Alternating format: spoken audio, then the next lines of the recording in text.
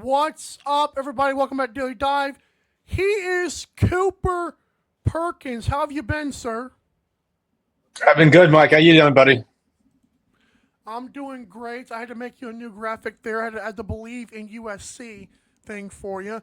Is that in the off season, by the way? That podcast you do, Believe in USC. Yeah, we're going through some changes with co-hosting duties, so it's kind of on hiatus right now, but it'll be back at some point here.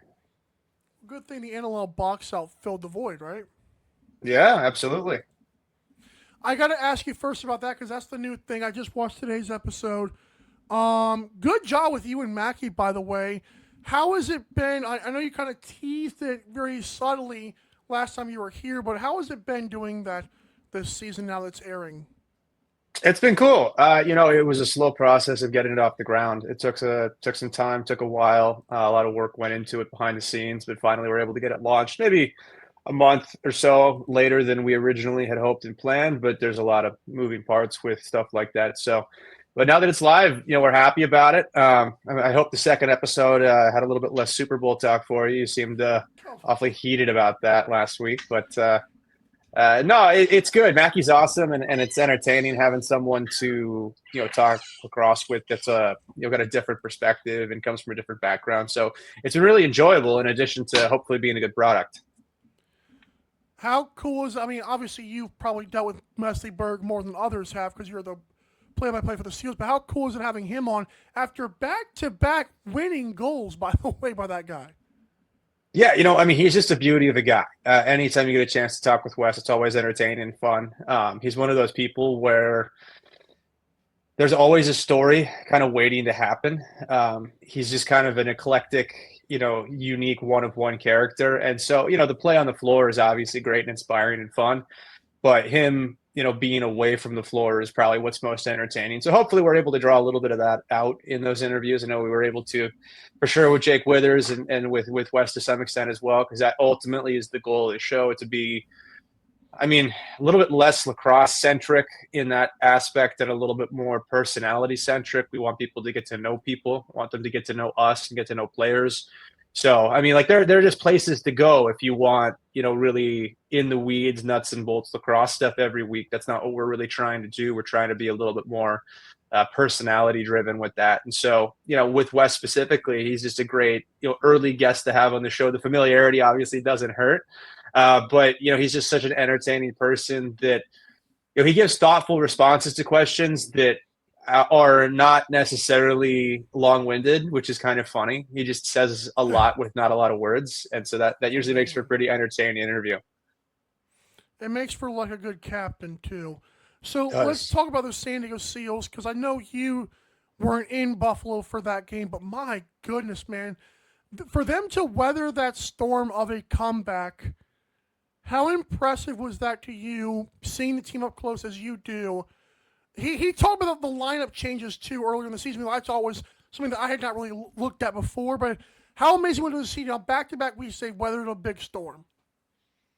Yeah, I think that the resilience is never something that's going to be in short supply, given the coaching staff and the individuals in the dressing room. But kind of the bigger takeaway is just that there's an identity now offensively. There was a big kind of talking point going into that game against Saskatchewan 3 weeks ago about, kind of being too unselfish at times and a little bit too content to move the ball and look for better opportunities. And the process of that resulted in kind of passing up on a lot of shots and running out of time on the shot clock. And so, Wesley specifically really, took charge the last couple of weeks. And it's also not a coincidence that Zach Currier has played a little bit more offensively. I think that he's the dark horse MVP candidate in the NLL right now. That if they end up winning 10 or 11 games, which is not going to be easy, right? You're 5-5. That's a pretty big climb. But if they end up winning 10 or 11 games, I think you have to consider the full value of a player.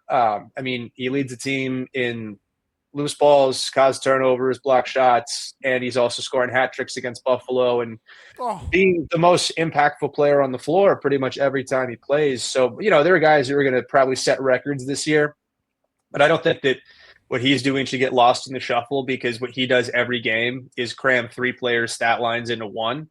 and he just does it every week. So no one really pays attention or bats an eye. We just go, oh yeah, that's a Courier. But he is such an impactful guy. You know, they'd love to have Ryan Benesh back, and he's been dealing with some nagging stuff, and hopefully be back in the lineup sooner than later.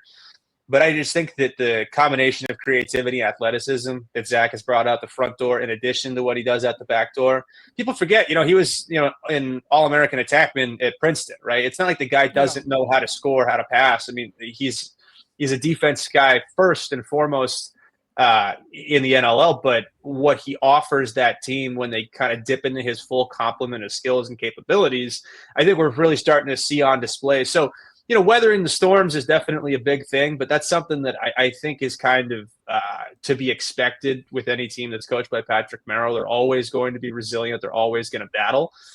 But finding that identity and finding those contributions from, I guess, unlikely places on offense where you don't expect the transition player of the year to be arguably your best offensive player for 2 straight weeks. But that's where they are, and that identity is working for them. So they'll get a really big test this week. Buffalo had to play a back-to-back last week. The San Diego Seals were basically waiting for the Bandits in their own beds. They're sitting in Buffalo watching the Bandits play up in Toronto. So I think that there is definitely a rebalancing of power in this upcoming week's matchup. But, it doesn't take away from the fact that a Seals team with an identity is vastly more dangerous than a Seals team without an identity. And if the last 2 weeks have shown us anything, it's that identity is developing. I think they really need another good week to reinforce it. Whether they win or lose, I don't want to say is irrelevant, but how the game plays out and what it looks like is a lot more important at this stage than making sure they get another win at this point. If you look at their schedule down the stretch, there are a lot of wins that are waiting to happen. They still play Albany twice. They play Vegas again. And I know Vegas is never necessarily an easy game for the Seals. There's just an unfavorable matchup there. But when you look at the standings and the scheduling, 5 and 6 losing to Buffalo in the second half of a back-to-back with what they have coming up ahead, you still have to feel pretty good about it if they play well and that identity keeps building on itself. Yeah, Vancouver is mixing there too. But it's funny, I'll get to the Albany thing because you got a great quote later on, but that is interesting you mentioned Albany to finish the season. Last time we had you on the show, we talked about kind of a shaky start to Chris Riglieri's season. I feel like in the overtime game, like in the overtime against Buffalo, he was, for 6 minutes, I summed it up to Buffalo playing hero ball maybe, but he still had to shut the door on some great goal scorers. How impressive was that to you? Yeah, I think I give him even more credit than you on that one. I don't know how much hero ball. There's definitely a flavor of it from Buffalo at times. But I thought he was just great. I thought he was really good. And that's the thing that's been thematic throughout his young career. He's really good in pressure situations. The lousy goals that he gives up usually come early. They come the first, second quarter, maybe quick out of halftime. He doesn't give up soft goals when it matters. And, that's something that I know that they value in him because, never won a Minto Cup, but he's a winner. And that's a kid that is going to always be locked in and at his most focused in those moments, which is something that you need because the alternative to that is being unfocused and scatterbrained and concerned with situations. So, I think that there's still room for him to keep improving. His numbers don't really pop off the page, but they don't kind of need to. That team doesn't give up a lot of shots. So with the defense in front of him, he's done enough to win the last couple of weeks. I think they'd like to get a little bit more out of him, but I think they also have a lot of trust and faith in him. Remember, they gambled on him when he was 20 years old. They're as chips in as it gets on Chris Riglieri, and he's rewarded them to this point at every time they've needed him to reward them. So, I'd look for him to play well at home against Buffalo. He might not. To be perfectly honest with you, I don't know. He's a goalie. Goalies are weird. They're like pitchers in baseball. You can't talk to them the day of a game. Sometimes they have their stuff. Sometimes they don't. But I think that there's a real possibility that down the second half of the season, him getting back to the level that he played at the tail end of last year is going to be like a trade acquisition without having to lose any assets, where you pick something up that wasn't there before just by virtue of being patient.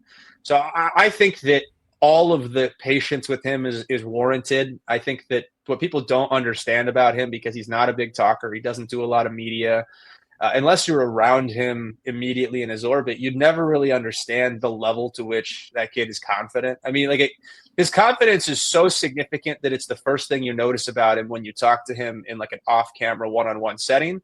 And if you didn't know any better, you might even think it's arrogance. But given his background, who he is, and where he comes from, that's obviously not true.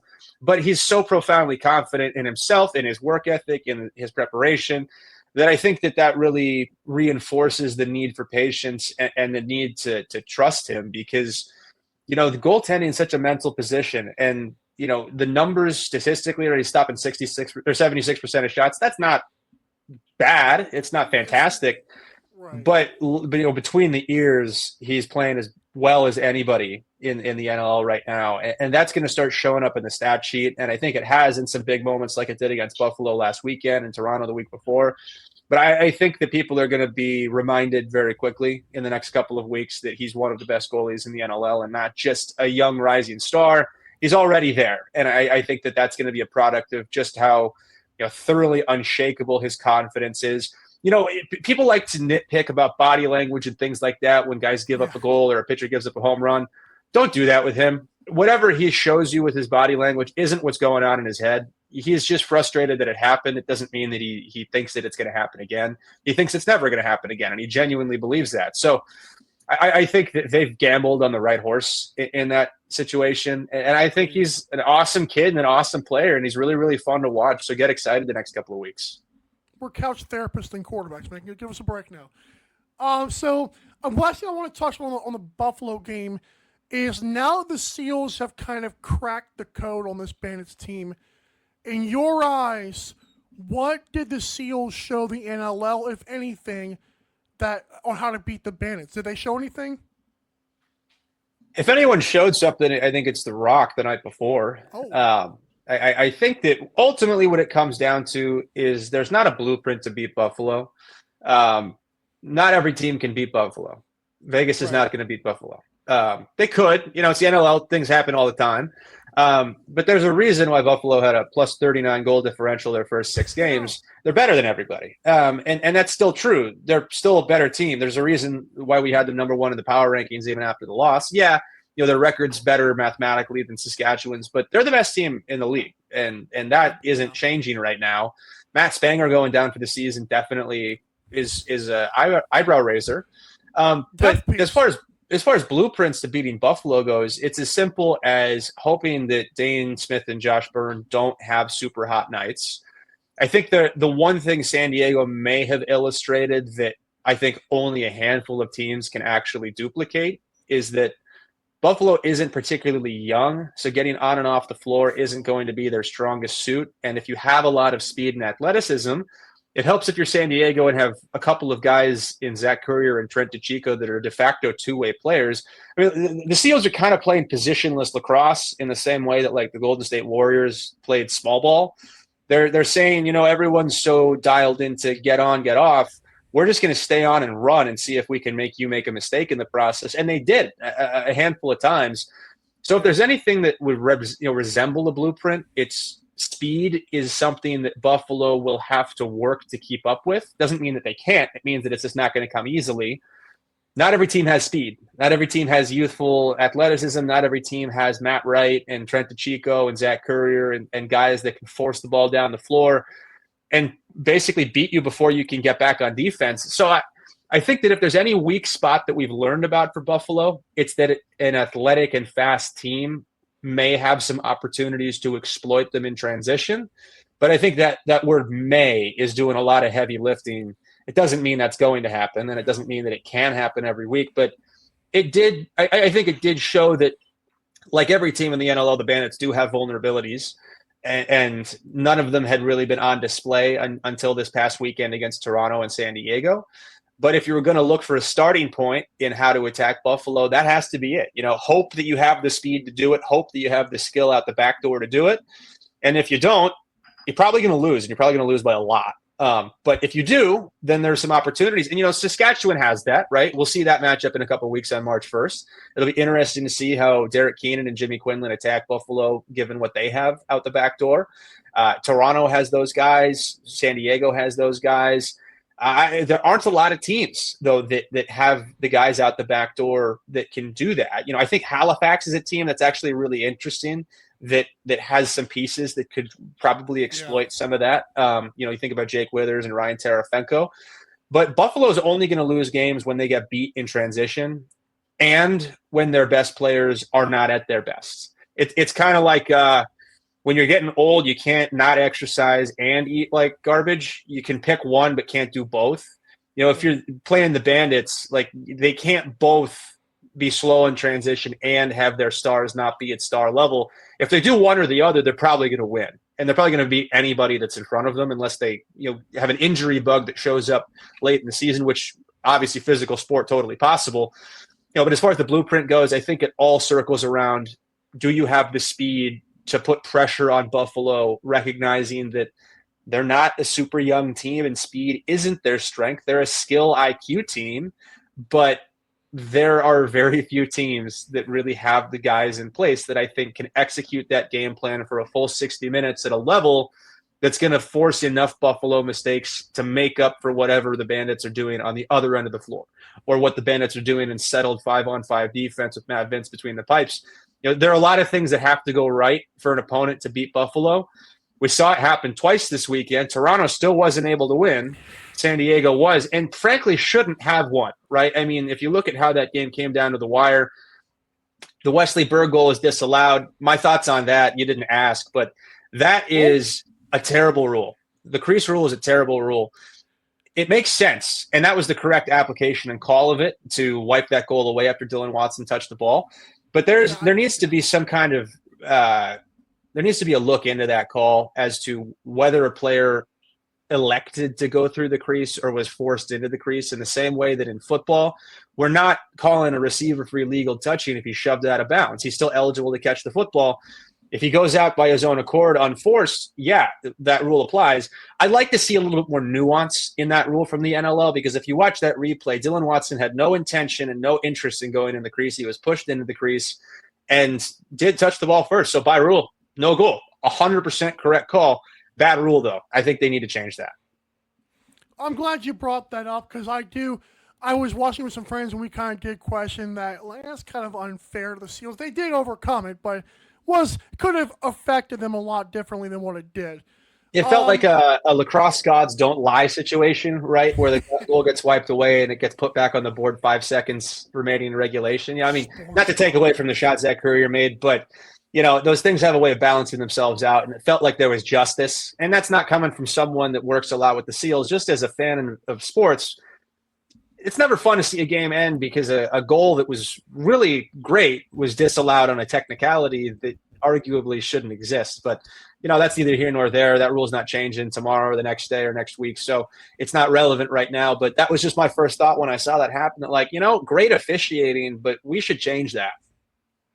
Yeah, especially I feel like I had kind of forgotten it had happened, because the way he kind of batted the ball, like it was like this happened like 30 seconds ago. What are we doing? A good point by you, though. All right, so I got to ask you, since you are the co-host of NLL Box Out, and you had a great line. You said Glenn Clark made a deal with the devil, and it ended when the Bandits the clock struck 0 in the Bandits game. How do you explain Albany this season? Because it is baffling. I can't stop talking about it. Yeah, I don't really have a great explanation for it other than the NLL is brutal. Young players can be fickle in that sometimes they're fantastic and sometimes they don't have all the pieces together at the same times.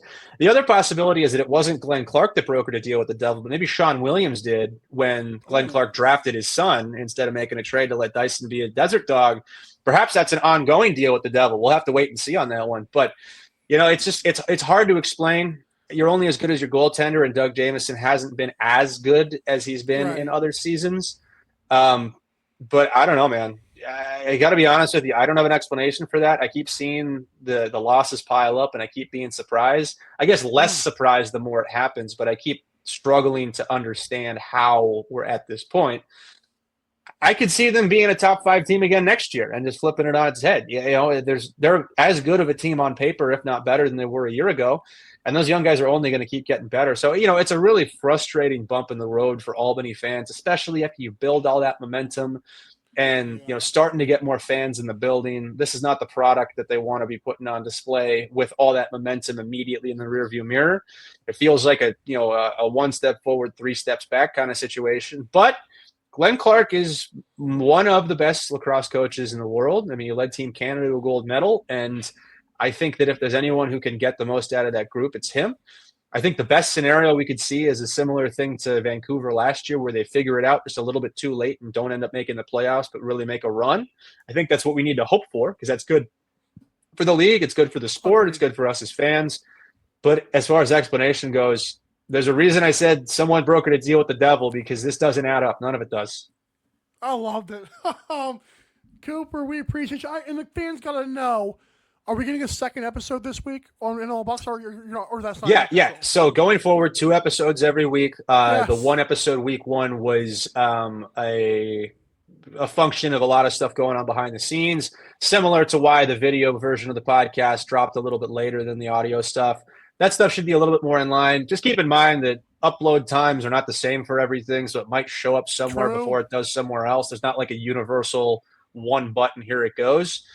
So just be patient with it. We're looking at, early in the week and late in the week. I don't know if it's been nailed down 100% yet between Tuesday, Friday, or Tuesday, Thursday. But, just keep your eyes open. There will be 2 episodes every week going forward. And we'll same format. We'll talk about the week that was in the early episode, talk about the week that's coming in the late episode. The second episode of the week will probably be a little bit shorter, because the interviews are going in the first episode. We're not doing a second interview every week. It's a lot to ask of the guys in the league, so we try and be respectful of their time, especially given Thursday, Fridays are travel days for them. So that's a big ask. So we want to be respectful of that. But 2 episodes coming up. Second one coming up later this week. So keep your eyes on the podcast apps and the YouTube, and that'll be out for you. And is it you and Nick this week again on the broadcast for the Sealed Minutes? It is not. It is myself and Jake Elliott. Yeah, no Nick. He's got other engagements. Nick has a real big boy job that requires his time sometimes. So he's not going to be with us. But Jake's awesome, and we called the game earlier this year. That was a lot of fun. So I think people should be excited to tune in, not just for great lacrosse, but Jake and I get along really well. It'll be a lot of fun. And Haley between the benches. Haley's been awesome, continues to be awesome, and she's got great stuff planned for this week. So hopefully should be a really entertaining show. We'll have a call and have a great second episode this week, and keep on doing what you do. Thank you, Cooper, for coming on the show again, man. Thanks, Mike. I appreciate it. Thank you, buddy. At Cooper Perkins TV on Twitter /X, and at World of Coop on Instagram. And there you go, the Believe in USC host, NLL Box Out host, San Diego Seals play-by-play, lots of different hats, but we know him affectionately as Cooper Perkins.